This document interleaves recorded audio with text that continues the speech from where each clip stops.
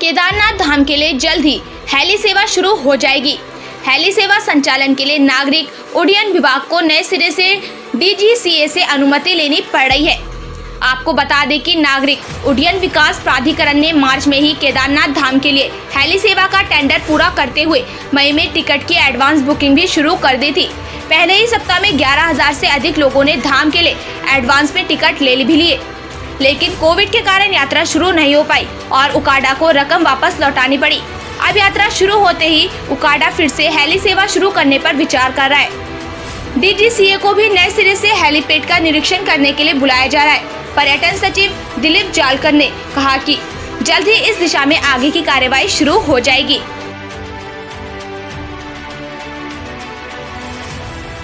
Heli सेवाओं के संदर्भ में हम लोगों ने व्यवस्थाएं कर ली गई है और DGCA को कहा गया है कि वो यहाँ आके इंस्पेक्शन करा ले।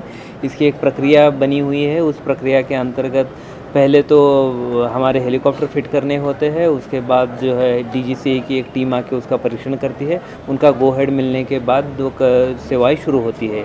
1 अक्टूबर को हम लोग टारगेट करके चल रहे हैं और उसी तरह से हम लोगों ने देवस्थानम बोर्ड को भी अनुरोध किया हुआ है कि चूँकि कुछ लोग जो है वो हेलीकॉप्टर से जाना पसंद करेंगे तो उनके लिए हम लोगों को वो सुविधाएं देनी होगी। धन्यवाद।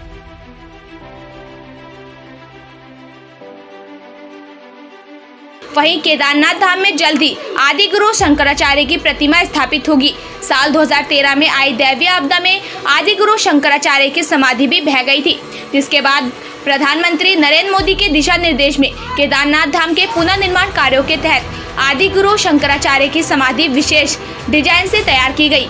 आदि गुरु शंकराचार्य की समाधि केदारनाथ मंदिर के ठीक पीछे 6 मीटर जमीन की खुदाई कर बनाई गई है। समाधि के मध्य में मैसूर के मूर्तिकारों द्वारा तैयार प्रतिमा को स्थापित किया जाएगा। पर्यटन सचिव दिलीप जालकर ने कहा कि अक्टूबर में इस पूरी प्रक्रिया को पूरा कर लिया जाएगा।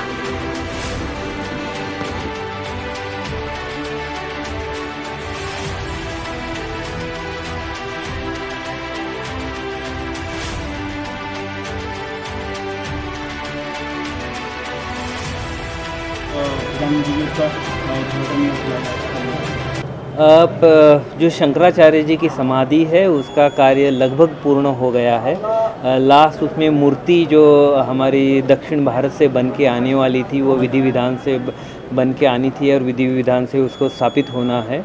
तो वो पार्ट्स जो है उसके चिनुक के माध्यम से हम लोगों को वहाँ पर भेजने पड़ रहे थे।